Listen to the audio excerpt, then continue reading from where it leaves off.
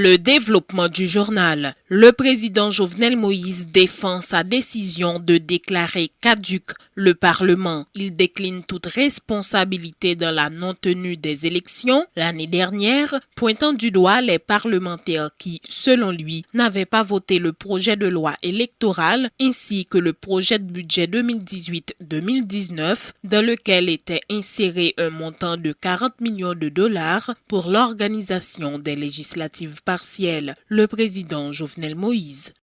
Dans le niveau exécutif, là, nous n'avons pas aucune velléité, j'en nous dis, pour nous pas faire élection dans le pays. Mais dans nos situations de fait. Et c'est pour ça, je profite de l'occasion ça pour me dire tout. C'est une opportunité historique pour que force vive, nous mettons tête nous ensemble. Pour nous arriver à jouer une bonne direction pour le pays. Ça veut dire, côté, nous avons fait bon genre réforme.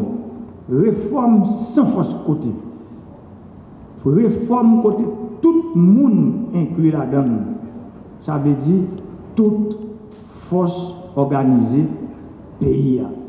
Pour nous capables de joindre une bonne solution pour nous mettre Haïti sur route changement tout bon vrai. Et c'est pour ça, j'aime dire hier, dans le discours, qui était dans la commémoration du 10e anniversaire du tremblement de terre, il faut nous animer de même élan solidarité, ça. Même élan vivre ensemble, ça. Pour nous garder l'autre dans les yeux, pour nous capables de sauver le pays. Nous. Parce que Haïti, c'est pour nous, pas bien personne. Moi, je dis pas bien personne qui vient changer pour nous. C'est nous-mêmes qui pouvons mettre tête ensemble pour nous joindre bons gens, accord entre nous pour nous mettre le pays sur route changement tout pour vous. Par ailleurs, le chef de l'État a fait savoir que l'argent qui était destiné au fonctionnement du Parlement, qui est estimé à environ 1 milliard de gourdes, sera utilisé pour financer la construction et reconstruction de 10 lycées, dont Jean-Jacques Dessalines, Daniel Fignolet, Marie-Jeanne et des jeunes filles. Suivez. Le pays aujourd'hui a vécu sous budget 2017-2018 là. Moi, je veux ça clair dans la tête nous toutes parce que le Parlement n'a pas voté budget 2018-2019. Ça veut dire, dans le budget, ça, gros savé dans le ministère des Finances, il dit que gagner comme là-dedans qui pour payer parlementaire, on parle de députés et sénateurs mandat au fini. Ça veut dire 117 députés, disons 118 députés et 19 sénateurs, comme on dit 20 sénateurs, ça veut dire non-budget. Nous connaissons que, même le nous connaissons Sénat, il était toujours amputé de mon sénateur de là. Mais dans le budget, on croit que provision que tu as gagnée dans le budget, là nous prenons jeudi, 13 janvier, pour arriver 30 septembre 2020, ça veut dire qu'on fait un petit exercice. 13 janvier pour arriver 30 septembre 2020, ça fait 9 mois. Ça veut dire, pour payroll député avec sénateur, ça, on voulait parler de 19 sénateurs qui allaient avec députés, gagner 1 milliard 160 millions 773 176 gouttes qui étaient sous budget. Et pour nous comprendre bien pour qui ça comme ça a arrêté, c'est parce que c'est budget 2017-2018 qui était reconduit en 2018-2019, c'est les mêmes qui là. Et une bonne décision, là, moi, montant ça matin. Je prends décision pour que le ministre de l'Éducation nationale, rapidement, instruction déjà, à travers le Premier ministre, pour gagner 10 lycées qui construisent dans le pays, avec comme ça. Par exemple, dans le département de l'Ouest, pour me préciser, dans la ville de Port-au-Prince, depuis 31 ans de théâtre fin passé, il y a un lycée Jean-Jacques Dessalines qui est en battante. Nous demandons dans l'agence à faut que le lycée Jean-Jacques Dessalines construit et pour nous faire honnête en période Jean-Jacques Dessalines, nous avons construit un lycée de référence. Ça veut dire un lycée tête charge, une grosse construction. Dans une note conjointe, un groupe de 6 sénateurs accuse Jovenel Moïse d'avoir commis une double forfaiture, soulignant que le grand corps qui fonctionne en permanence, même avec un effectif réduit, ne saurait être frappé de caducité pour ouvrir la voie à la gouvernance par décret. Ces parlementaires, Patrice Dumont, Joseph Lambert, Dieu-Py Chérubin, Yuri Latortue, Jean-Renel Sénatus et Jean-Marie Junior Salomon se déclarent déterminés à défendre l'institution parlementaire et appellent les autres grands pouvoirs de l'État au strict respect des normes et principes démocratiques. Le sénateur Jean-Marie Junior Salomon parle au nom de ses collègues. En ma qualité de vice-président du Sénat de la République, le devoir patriotique m'interpelle. Il m'incombe aujourd'hui la lourde tâche d'écrire une nouvelle page de l'histoire d'Haïti, faisant suite aux rumeurs, laissant croire que 2/3 du Sénat partiraient au deuxième lundi de janvier 2020, le président de la République, force est de constater, vient d'enfoncer le clou dans la plaie. Après avoir lancé 2 tweets relatifs à la caducité du Parlement. Ce, en violation des prescrits de la Constitution et du décret électoral de 2015. Il s'agit d'un acte politique qui exige une réponse immédiate, car à toute action politique s'oppose une réaction politique. Le chef de l'État n'a aucune provision constitutionnelle ni légale pour prendre de telles mesures à l'encontre du Sénat de la République qui reste debout avec 2/3 de ses membres et continue en conséquence de jouer son rôle de vigie. Je regrette que certains de mes collègues acceptent de vendre leurs droits d'aînesse pour un plat de lentilles. J'assume. Le peuple haïtien en prend acte et l'histoire, tôt ou tard, prononcera son verdict. Il est le principe en démocratie que le pouvoir arrête le pouvoir.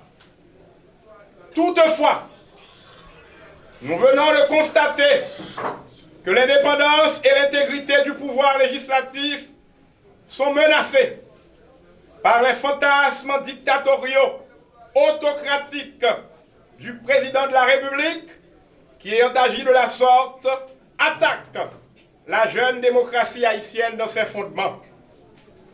Compte tenu du fait que la nature a horreur du vide et que le Sénat de la République est le dernier rempart de la démocratie en Haïti, au regard de l'article 95.1 de la Constitution en vigueur, stipulant que les sénateurs siègent en permanence, en attendant la formation de nouveaux bureaux au niveau du Grand Corps, j'exerce, à mes risques et périls, provisoirement, la fonction de président du Sénat.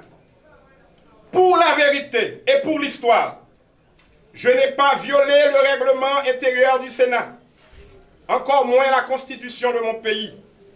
Je leur ai fait un enfant. Vive la démocratie, à bas la dictature.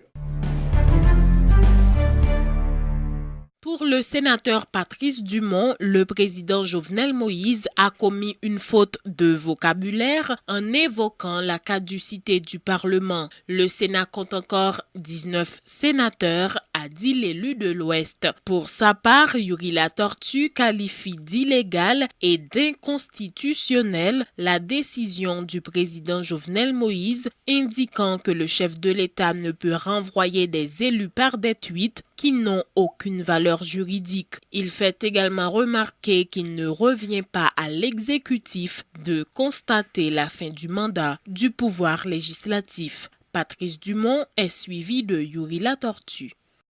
Il y a un président qui fait une faute de lexique, une faute de vocabulaire, là, il parlait de caducité, mais c'est une faute liée à son intention. Vous parlez de caducité. Ça caduque. Ces feuilles qui finissent vivre dans les bois tomber et puis vous voyez dans le brûloir, il y a le boulet. Sénat, c'est un droit pouvoir l'État qui kembe souveraineté populaire. Souveraineté a dit peuple haïtien, la nation haïtienne, l'État haïtien, qui a droit, qui a pouvoir pour le faire ça que la loi mandate pour le faire. Pour capable de défendre l'intérêt. Et le Sénat républicain là gagnait 19 sénateurs. Son situation illégale et inconstitutionnelle. D'ailleurs, moi, dans des présidents qui dit, il va agir d'après la Constitution. Et moi, j'ai pensé que jeudi, agissement président, il a expliqué. Et pourtant, son tweet que vous voyez, il dit le fait constat. Puis ça, non seulement pas de valeur légale, mais au niveau de la forme, ce n'est pas un pouvoir exécutif qui constate fin mandat pouvoir législatif. C'est l'Assemblée qui valide, qui peut constater la fin du pouvoir des députés et des sénateurs. Question ça est claire, et je dis à moi que Jean-Sénateur Dumont se dit, article 50.3, il n'y a pas sorti de là. Il n'y a pas même besoin de modifier. Pour mon cas, il faut modifier la loi électorale. Il dit, le sénateur a fini le deuxième lundi de la 6e année de son mandat. Cependant, ça nous est, et comme le sénateur Dumont se dit, il y a une intention d'ailleurs. Est-ce que je dis à notre pays, mon président parlait gagner opposition? Et nous remarquons justement, c'est parce que il y a des sénateurs qui ont des positions qui fait que jeudi, eh bien, il faut retirer. À partir de ce moment, est-ce que c'est la démocratie? Moi, je crois que la démocratie a alimenté pour gagner une majorité, minorité, pour gagner des gens qui ont des positions différentes. Il faut nous vivre avec eux parce que son pays nous gagne. Ce n'est pas un bien privé, son pays. Et dans le pays, il y a une voix majoritaire, une voix minoritaire. Le sénateur Joseph Lambert, qui fait partie du groupe des 10 sénateurs dont le mandat devrait prendre fin en 2023, juge impropre le terme caducité employé par le président Jovenel Moïse dans cette tweet qu'il dit d'ailleurs rejeter d'un revers de main. Il invite le chef de l'État qui, selon lui, a été très mal conseillé sur ce dossier, à se raviser afin de respecter le mandat de tous les élus. Le sénateur Joseph Lambert estime que cet agissement du président Jovenel Moïse risque de compromettre tout processus pouvant conduire à un accord politique pour sortir le pays de la crise actuelle. Les propos du sénateur Joseph Lambert. Le mot caducité, c'est un mot qui révolte moi dans le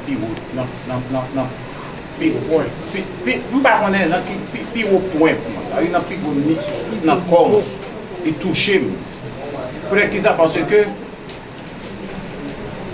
dans le temps où on a crasé le Parlement, où il a retiré le mandat des élus légitimes, tant ça a passé.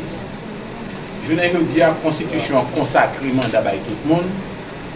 Et même Sénat, et même président Jovenel qui a un mandat, je n'ai pas dit, nous tous avons constaté à quel point le président Jovenel était accroché à mandat. Et même au compromis qu'on a cherché joindre, chercher une formule de sortie de crise, non bagaille win-win, lui-même était campé sous position raide, il n'a pas perdu même une minute dans le mandat. Sous bazar, nous trouvons des gens trop faciles. Le président arrêté, il prend décision et puis il dit carré barré, un parlement caduc, un vide institutionnel, à partir de 2/3 Sénat, le mandat est fini, et puis Chambre députés, mandat est fini. Mais le mot caducité, il dit tout le bagaille. Tant que le sénateur Dumont sort d'Iri, comme un gros grammairien, eh bien, il dit très clairement, caduc, si on regarde caducité, ou sur Google, ou après ça le dit. Son bagaille qui périt, mais on va le mettre dans le point, on va qui parle à la mode encore. Et nous dit tout à l'heure, même seul au Sénat de la République, je représente le Sénat. Autant que mandat pour finir. Autant que mandat collègue pour finir tout, personne n'a pas d'autorité, ni droit, ni privilège pour retirer. Et on croit que nous avons cherché accord, nous avons cherché chita parler, nous avons cherché chita attendre, pour nous essayer de joindre la formule consensuelle, la meilleure formule qui peut permettre de nous retourner le pays sur chemin de stabilité avec progrès, avec des institutions qui sont beaucoup plus fortes. Eh bien, je ne crois pas que ça a aidé.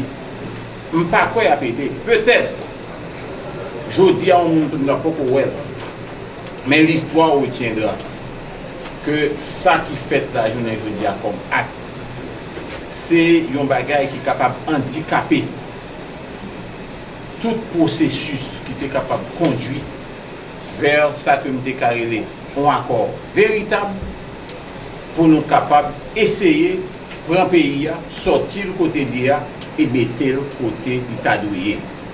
Nous avons dit bon calme dans le pays. Comme on a observé la journée aujourd'hui. Mais faites attention, son calme apparent, c'est un calme, comme des cas dit, il y a un ensemble de problèmes qui la journée aujourd'hui qui est à l'état latent. À n'importe quel moment, il doit ressurgir. Et par conséquent, tout dirigeant dans le pays doit aller mollo, il doit aller pianissimo, il doit aller doucement et poser. Puis bon acte qu'on doit poser dans le moment pour permettre qu'on rassemble le plus de monde possible pour discuter.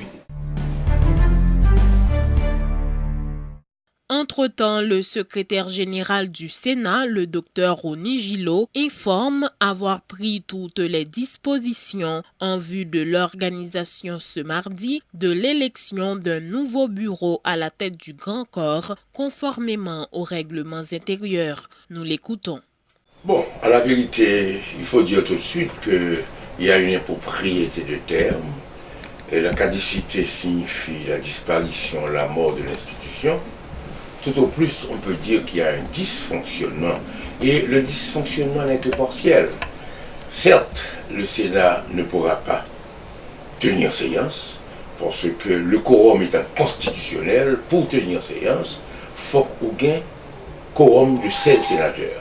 Le Sénat ne pourra pas tenir séance, mais le Sénat peut exercer d'autres fonctions constitutionnelles, telles que mener les enquêtes dans les administrations, telles que faire le contrôle de l'action gouvernementale, inviter des ministres. On ne pourra pas faire les interpellations parce qu'il faut le quorum pour tenir séance, mais le Sénat peut fonctionner. D'ailleurs, le Sénat a bien dit que le Sénat fonctionne en permanence. Même s'il restait 1, 2, 3 sénateurs, le Sénat est encore vivant. Donc parler de caducité, c'est une impropriété de terme. Il faudrait peut-être dire un dysfonctionnement, et un dysfonctionnement qui n'est que partiel. En 2016, le Sénat a fonctionné avec 10 sénateurs, et c'était André Richier qui était président du Sénat. Il y avait un bureau. Il y avait un bureau de 5 membres, président, vice-président, questeur et de secrétaire. C'est la même chose. De toute façon, moi-même, j'ai préparé la salle pour la réunion du Sénat demain et me préparer une salle pour 30 sénateurs. Parce que moi-même, On connaît que le Sénat, c'est 30 sénateurs gagnent. Demain, on doit se réunir. C'est prévu au règlement intérieur. C'est l'article 12. Chaque deuxième mardi de janvier, c'est-à-dire demain, il est procédé à l'élection de nouveaux bureaux au scrutin secret et à la majorité absolue des suffrages exprimés. Voyez-vous, le doyen d'âge assure l'intérim jusqu'à l'élection du nouveau bureau. Donc, demain, c'est le doyen d'âge qui va présider la séance pour former le bureau.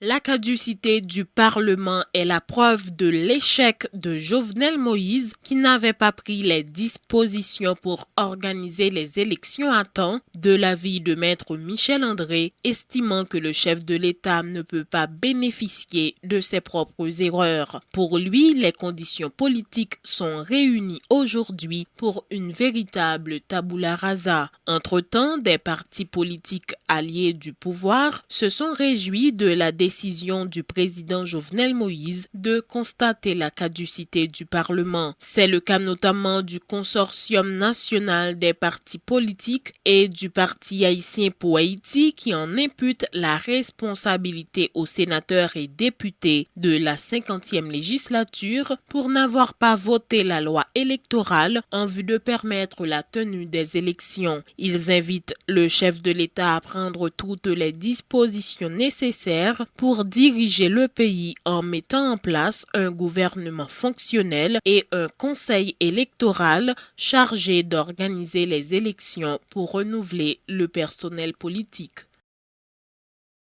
Il n'y a rien de nouveau dans le fait par le président Jovenel Moïse d'avoir déclaré caduc le Parlement. C'est une autre conséquence de l'instabilité politique, a réagi l'ex-premier ministre Evans Paul, indiquant que le Parlement est lui-même l'un des principaux responsables de cette situation du fait que les parlementaires n'ont pas su accomplir leur mission. Le coordonnateur du Centre Vivre Ensemble, qui ne souhaite pas intervenir dans le débat autour du nombre de sénateurs qui devaient partir, fait remarquer que le rapport de force est aujourd'hui en faveur du président Jovenel Moïse. Evans Paul, qui rappelait que lui et le président Michel Martelly, dont il était le premier ministre durant la dernière année de son mandat, dirigeaient par décret, met toutefois en garde Jovenel Moïse contre tout excès et toute initiative de confrontation qui pourrait envenimer la situation. Selon lui, dans ce contexte, le chantier le plus important pour le chef de l'État serait de s'atteler à un accord politique. Le temps d'une pause à ce journal, à notre retour, la page internationale.